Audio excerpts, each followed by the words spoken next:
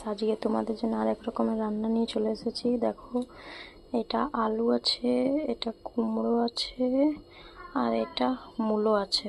দেখো, সবগুলোকে আমি এইভাবে কেটে নিয়েছি, সব লম্বা লম্বা করে এইভাবে কেটে নিয়েছি। দেখো, তারপরে যে কড়াই বসিয়ে দিয়েছি, এরপরে এর মধ্যে তেল দেবো আমি।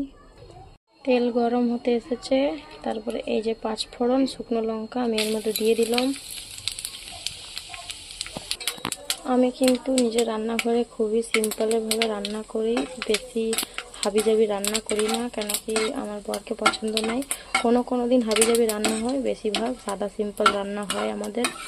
তার জন্য যে রান্না করব আমি সেটা তোমাদের পাশে আমি শেয়ার করব। 5 ফোড়ন হয়ে গেছে, তারপরে এইগুলো সব ঢেলে দেবো। ভালো করে ভেজে নেবো সুন্দর করে।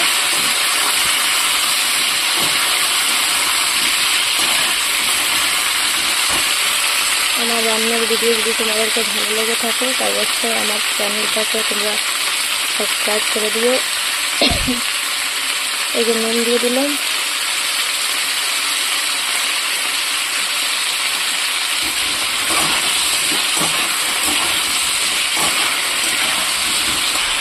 এরপরে এর মধ্যে হলুদ দেবো,